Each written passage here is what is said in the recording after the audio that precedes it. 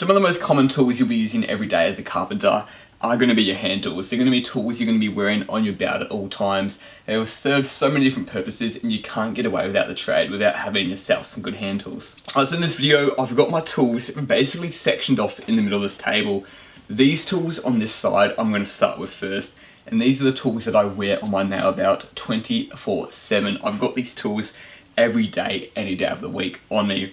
The rest of these tools here, I've always got them in my car, I've always got them on site with me, but they're tools that I take in and out of my nail belt depending on what jobs I do. And we'll start with doing the tools that I use in my nail belt all the time, talk ourselves through these tools, and then we'll jump over here on these least commonly used tools. Starting straight away, we'll start with the most common, most known tool for a chippy, which is the hammer. As you can imagine, you use a hammer for a lot of things, for hitting the nails, for pulling out nails, for hitting in timbers, for smashing stuff for demolition. You just use this to swing and hit stuff with force. Here, this is my Stiletto hammer. This is the hammer I use. I've done a review and a video on this hammer, which you can find down in the description below. It's quite a unique and interesting hammer, so if you are interested in hammers, check out that video. But if you're starting carpentry, or I know a lot of the full-time professional carpenters I work with don't own hammers as good as this. You can honestly just buy anything. I've got this $20 or $30 hammer right here. It's a little bit heavier. It's 20 ounces in weight, and it does the job. I can hit nails in, I can hit objects. It's a bit heavier in the hand, a bit more vibration, but it does the job. Something that you need to use with the hammer is also a nail punch. This is one thing I'd recommend everyone getting if you're starting carpentry. You have it in your nail belt. It takes no weight at all, it takes no space at all. It's a tool you can always have in your nail belt, and you can almost just forget that it's there until you need to use it. Especially if you're doing a lot more of cladding jobs and finishing jobs, this tool is essential for getting any of those nails that stick a little bit further out, the heads poke out.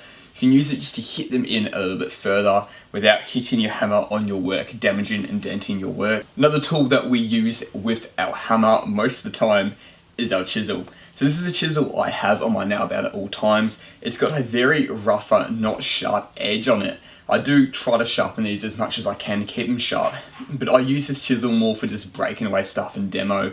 If I need to hit any concrete bricks out or any rocks, anything that's going to break a chisel, I'm going to use this one. It's on me at all times. It's still sharp enough so I can get into timber, cut out wedges of timber. And you'll be using your chisel for all sorts of purposes, not only chiseling out things, but also using it as a lever to pull things out, even push things in. There's so many uses you can use your chisel for, and this thing is on my nail belt at all times. We'll just jump out of here out of order for a second.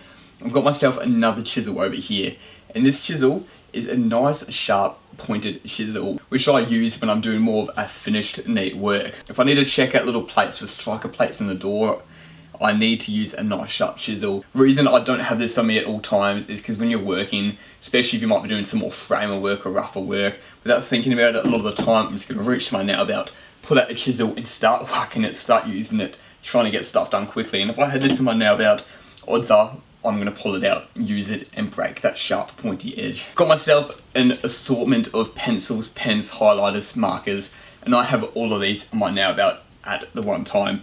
I use this Pica dry pencil for marking on timbers. I basically use this throughout the entire day. I've also done a video on this pencil and why I do prefer this over just the traditional carpenter's pencil which I used to use. A link for that is also in the description for this video. Doesn't matter what you use though, you need a pencil to mark things out. I've got myself a marker too. If I'm marking on some older timber which might be dark in colour, or some bricks, something hard to see with a grey lead, I've got my marker so I can easily mark and identify the marks on that. And then we've got ourselves a pen and a highlighter.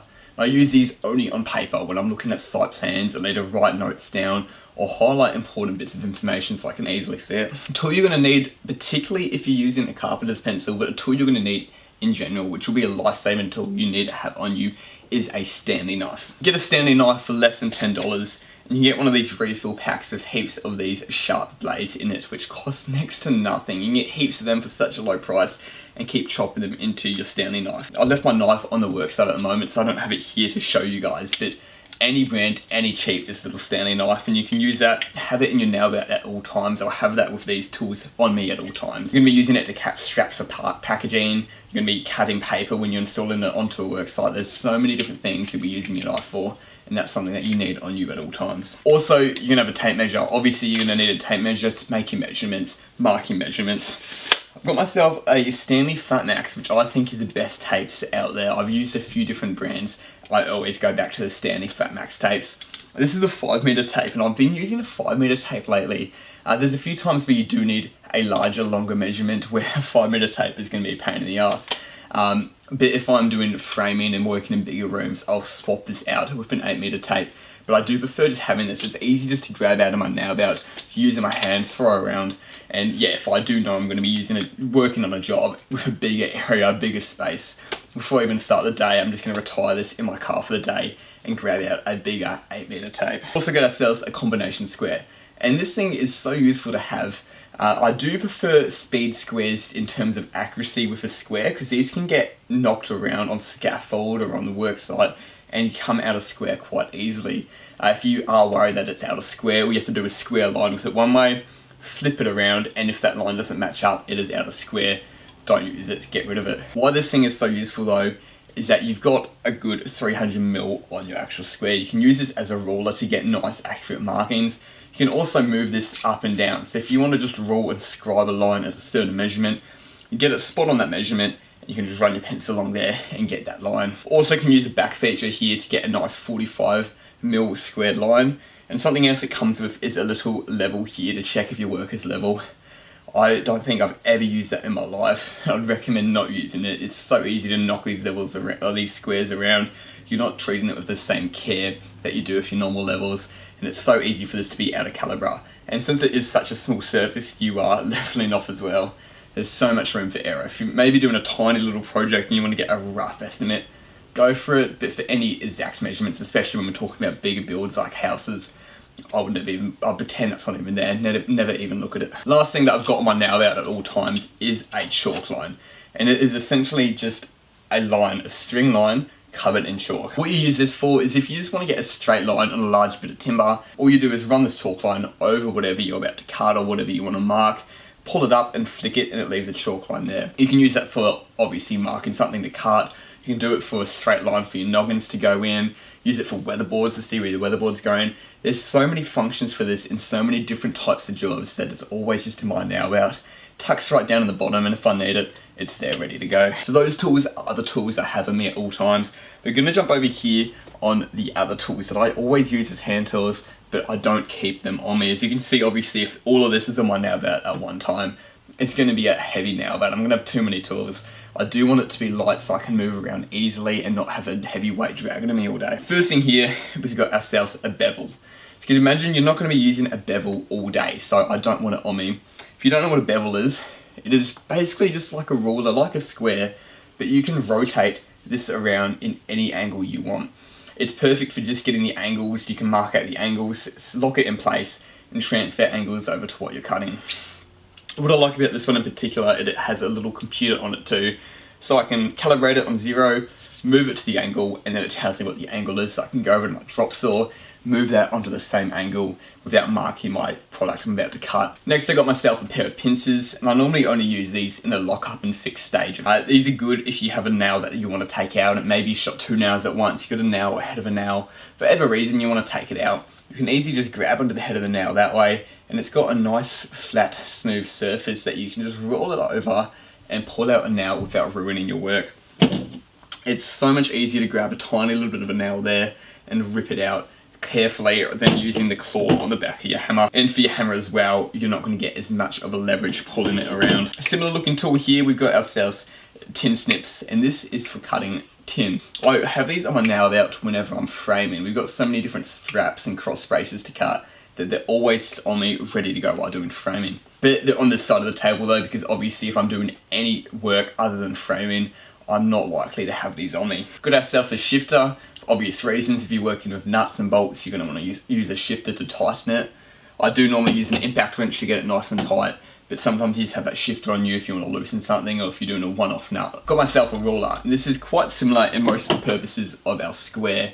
The one thing I love about this though, is that its thickness is exactly 10mm, and that is the same thickness of plaster, which makes it so easy when you're installing windows and you want them to be sticking out 10mm to run smooth with plaster. If I'm installing a window, I'm just going to hold this up with a timber frame around the window, get it flush with my ruler, and then you can just send your nail in, send your screw in, and have your window perfect with the finish line of plaster. Got myself one Allen key here. I have a set I normally have in my truck, but this one size Allen key is very useful to have when it comes to fixing up a lot of my tools. Obviously changing blades and tools, tightening tools, even sometimes you need an Allen key to loosen appliances you're working on. Something you need to have on you just in case you need it. It's something you're not going to use a lot, but if you do need to fix a tool or something, you're going to want to have this around. You do normally get Allen keys with the specific size of your tool to fix it when you buy the tool. I normally just collect a large collection of them, and I've got so many different ones sitting in my car right now. Last thing we got over here is a collection of Phillips and flathead screwdrivers. The reason I've got so many screwdrivers instead of just using an impactor with a Phillips head bit or a flathead bit is if I'm running a screw into some hardwood timber, what I want to do is go really slowly with my screwdriver. I don't want to be using a tool battery powered to really push it in, even on a slow light setting, because it just really twists that screw, and if that screw gets stuck, it's just going to de-thread the screw straight away. If I'm going to be using a screw that's not super strong, going into a hard surface, I'll pre-drill my hole, get out my screwdrivers, get the right size, and then by hand put them in. I do that a lot when I'm hanging doors and doing a lot of that finished side of carpentry. There you have it. Here's my basic collection of hand tools I use. These are just the most common ones that I came up with on top of my head. Obviously I do have a lot more. There's so many different tools you need for so many different instances. Let me guys know if there's any major tools that I have forgotten and left out here that you guys use. Let me know what your setup is that you carry on your nail bed at all times if you are a carpenter, or if you are looking at doing carpentry. Tell me what tools you've been looking at that you think you're going to get, or other tools once again that I haven't included in this video. Thank you for watching. I hope this video was informative and helpful. I'll catch you guys next time.